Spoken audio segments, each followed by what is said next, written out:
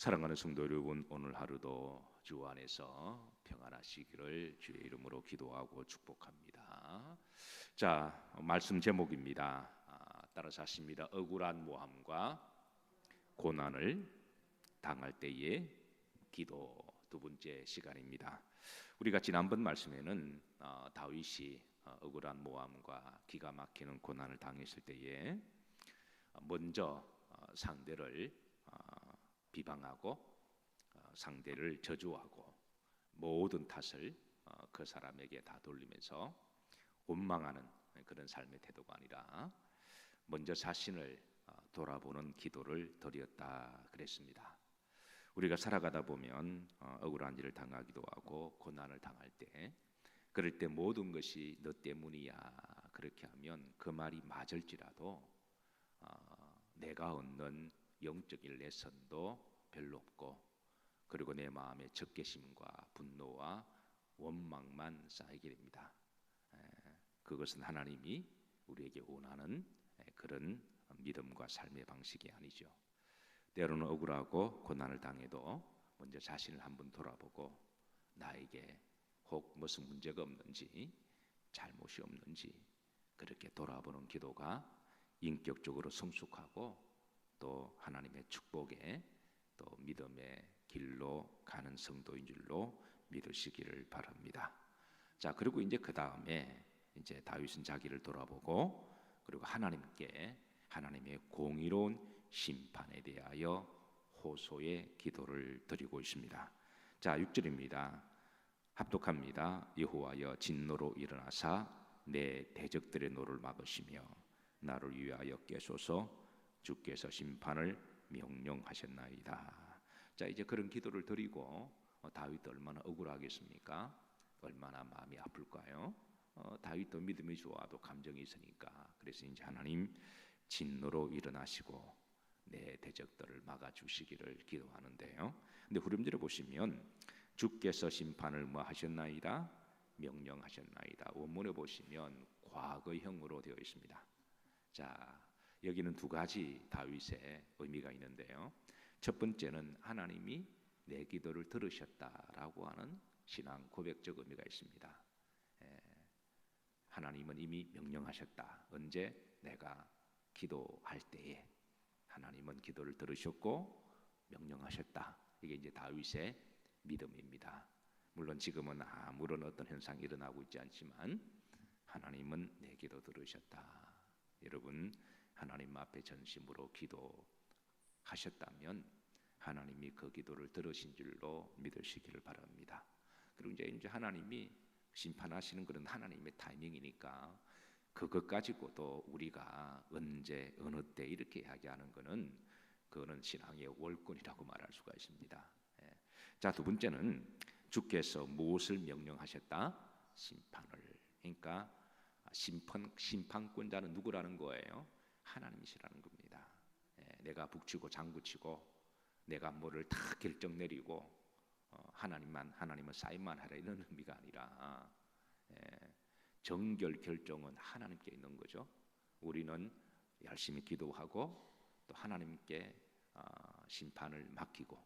근데 다윗은 사실 다윗이 왕이잖아요.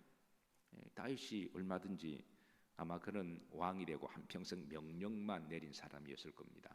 사람들과의 관계성 속에서. 그런데 다윗은 자신의 명령보다도 하나님의 명령이 우위에 있음을 그렇게 믿음으로 고백하는 거죠.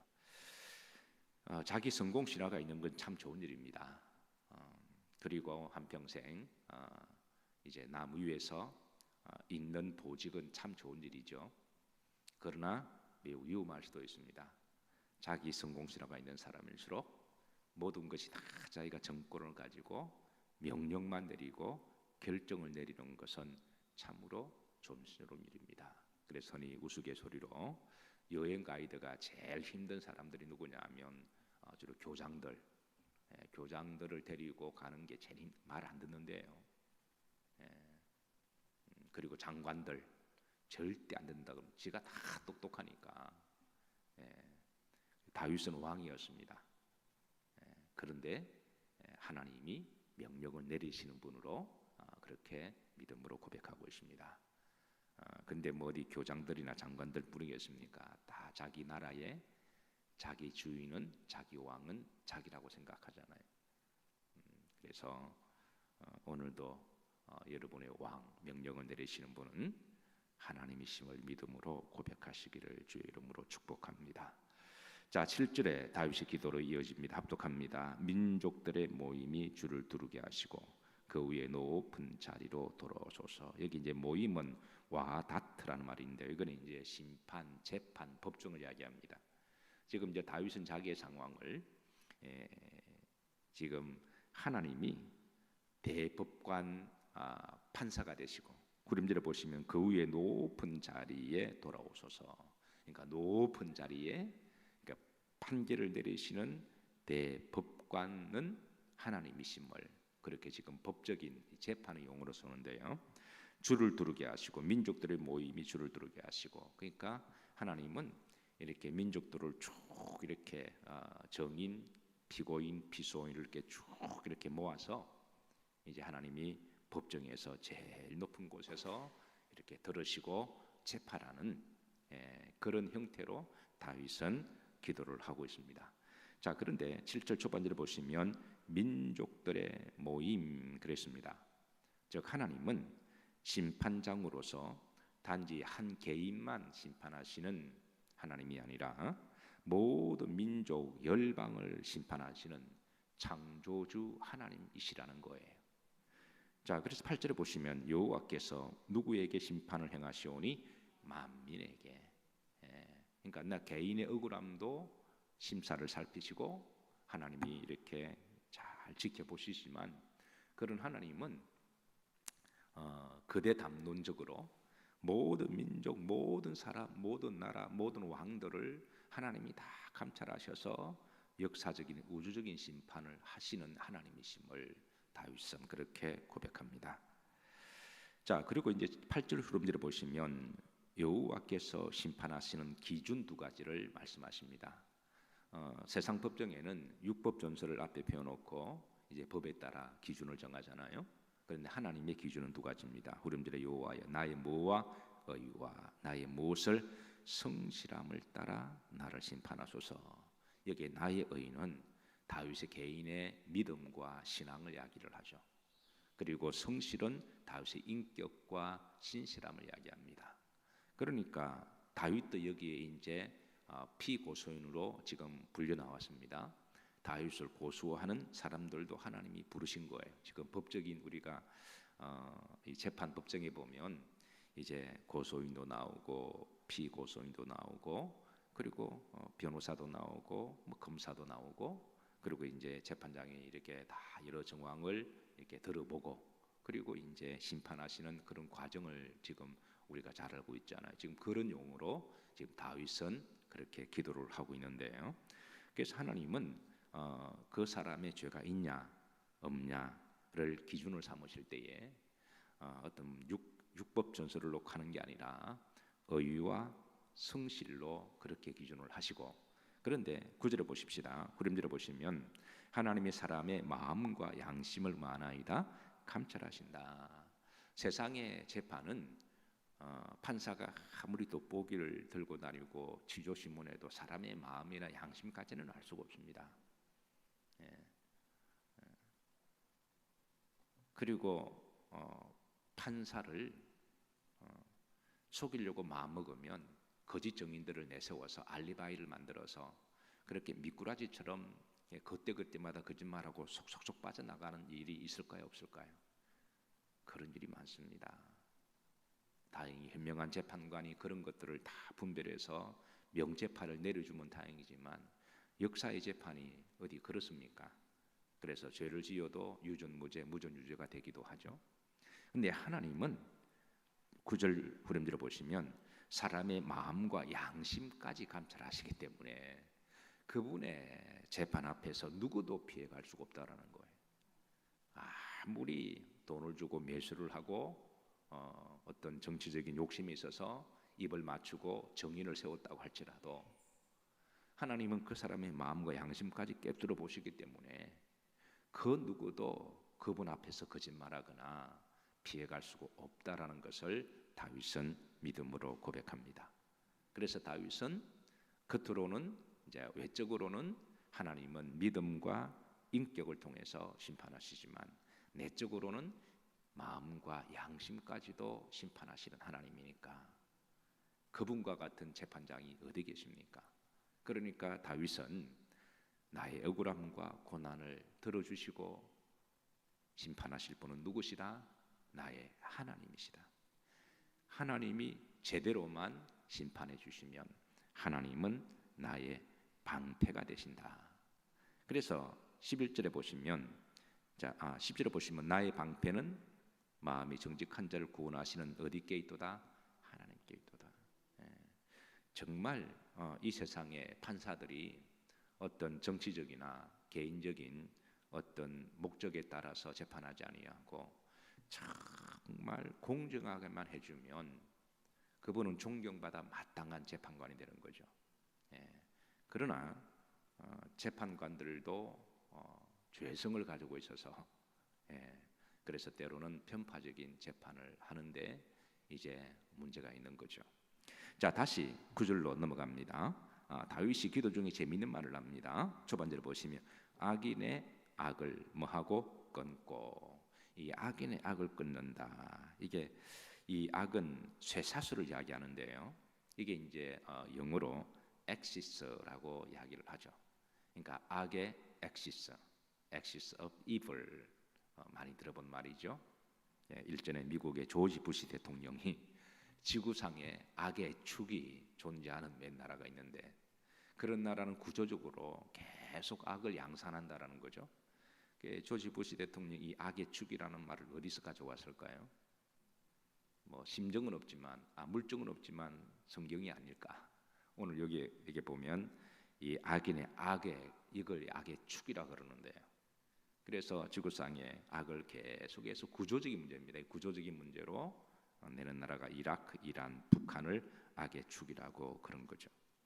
이 다윗은 자신도 아직까지 힘이 있으니까 자기를 따르는 병사들도 있고 백전노장 장수도 있고 비록 뭐 이렇게 쫓겨다닌다고 할지라도 아들 압살롬에 의해서 자기가 쫓겨다니지만 그래도 다윗을 따르는 수많은 병사들이 있잖아요. 그래서 자기도 힘도 있고 얼마든지 그 악으로 갚을 수가 있지만 이렇게 되면 자기도 그 축에 휘말린다라는 거예요. 그러면 원수를 갚는 거는 뭐 이게 마음이 시원할지 뭐 각본하면 나중 자기도 악귀처럼 되어버린 이게 이제 문제라는 겁니다. 그래서 아무리 정당하고 옳아도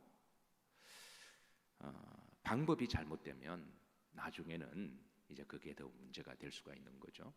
우리 믿음을 잃어버릴 수도 있고 우리 영성을 잃어버릴 수가 있기 때문에 그래서 악은 악으로 갚지 아니하고 악을 선으로 대하라고 하는 것이 바로 우리를 보호하시기 때문에 그렇습니다. 억울하다고 분하다고 상대가 욕한다고 같이 욕하면 그 사람도 욕쟁이가 되는 거죠. 그 사람이 주먹으로 치면 같이 주먹 치면 같은 폭력자가 되는 거고. 그래서 악인의 악을 끊고 의인을 세우소서. 자기는 그렇게 하지 않겠다라는 겁니다.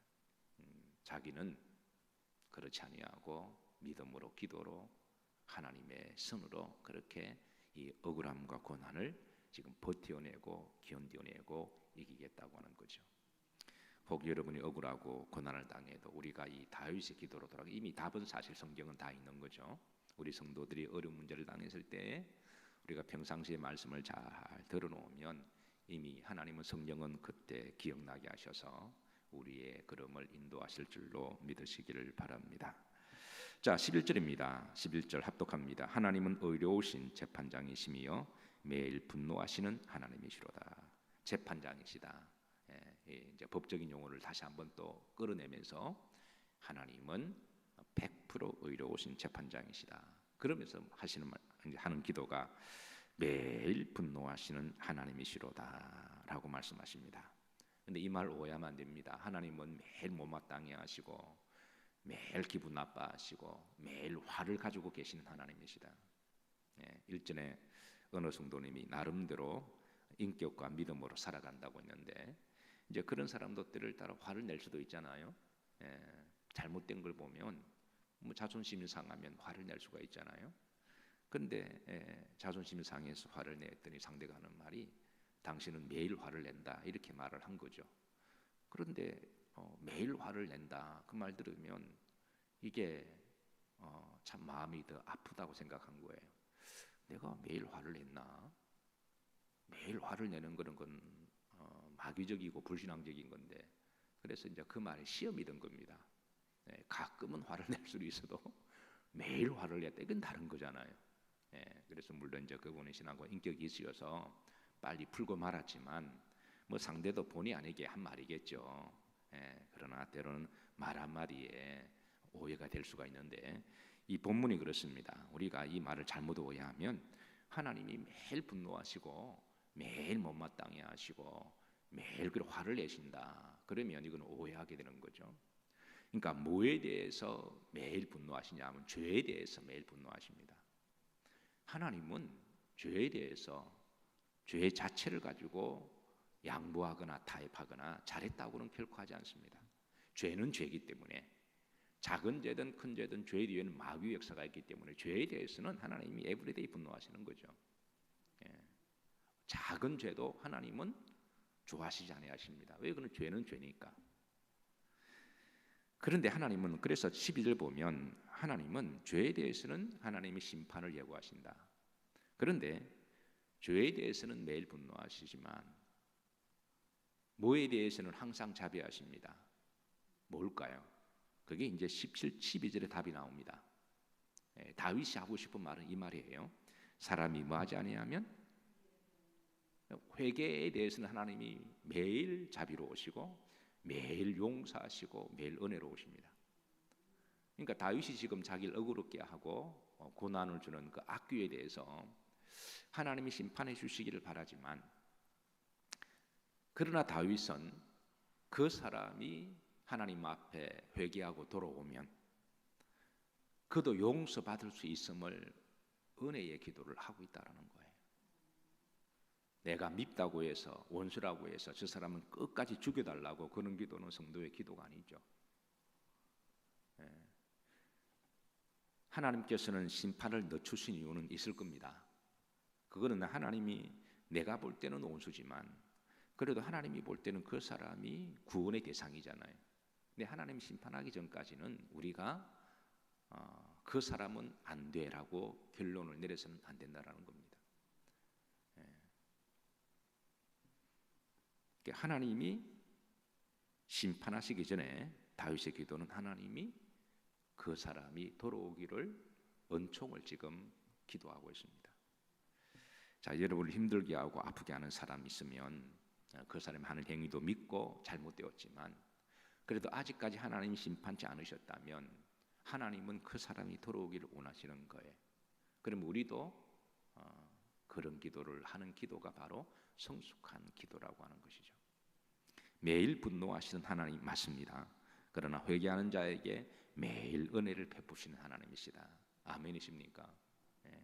우리도 크고 작은 죄를 지을 때 하나님은 죄 자체는 하나님은 절대 타협이 없으세요. 그건 잘못했다.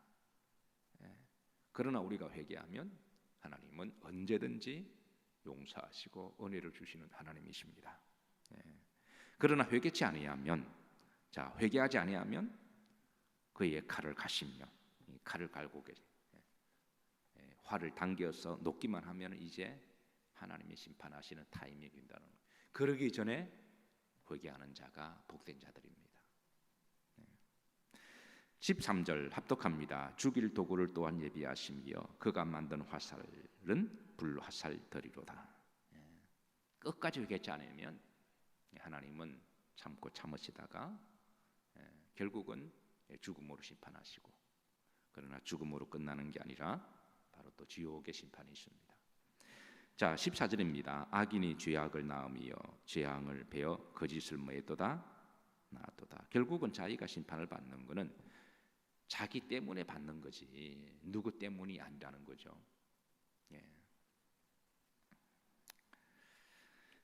15절입니다. 그가 뭐를 파 만들미요? 웅덩이를 파 만들미요. 제가 만든 함정에 뭐했도다? 그래서 거짓을 행하는 사람들은 스스로 머리가 좋다고 생각해서 남을 속일 수 있다고 생각합니다. 흔히 이제 머리가 좋은 사람들이 착각하는데요. 정말 머리가 좋은 사람들은 순박하고 정직하게 믿음으로 남을 속이지 않고 정직하게 살아가는 사람이 머리가 좋은 사람입니다. 그런데 머리가 어설프게 좋으면 자기 혀를 가지고 잔머리 가지고 상대를 속이고 이익을 취할 수 있다고 생각합니다. 근데 그렇게 하는 것들이 나중에는 처음에는 순박한 사람을 속이고 거짓말해서 이익을 취할 줄 몰라도 결국은 자기 웅덩이 지 죽을 자리를 지가 파는 것과 같다라는 거예요. 가끔 조폭 영화를 보면 힘센 조폭들이 힘 약한 사람들 앞에 놓고 구덩이를 파서 파묻을 겨 그러면서 급박하는 게 있잖아요. 근데 나중에 보면 지가 판 웅덩이 지가 들어갑니다. 왜? 하나님이 그렇게 하신다라는 거예요. 그가 웅덩이를 파 만듦이요. 그러니까 지 죽을 줄도 모르고 악한 짓을 하고 지가 당할 줄도 모르고 남을 아프게 하고 지가 감옥 갈 줄 모르고 거짓을 불법을 행하고 아무도 모를 거라고 생각하는데 하나님은 기가 막힌 타이밍에 그걸 드러나게 하셔서 그렇게 스스로 행함 때문에 심판을 받게 하는, 참으로 하나님은 사랑의 하나님이시지만 두려우신 하나님이십니다. 16절입니다. 합독합니다. 그의 재앙은 자기 머리로 들어가고 그의 포악은 자기 정수리에 내리로. 히브리인들은 생명의 근원을 정수리로 봤습니다. 그래서 이거를 보호하기 위해서 검은 모자 키파를 쓰고 다닙니다. 히브리인들이 검은 모자를 쓰고 다니는 것은 어떤 미용이라든가 어떤 멋이라든가 어떤 햇볕을 일사병을 보호하기 위함이 아니라 이건 신앙의 이게 본질을 보호하기 위한 그런 믿음의 고백에서 머리에 쓰고 다니는 것이 지금 이제 키파라고 하는 그런 모자죠. 그러니까 그의 포악은 하나님이 때가 되면 생명의 근원을 그냥 박아버리셔서 더 이상 회복하지 못하도록 그렇게 하나님이 심판하신다는 것이죠.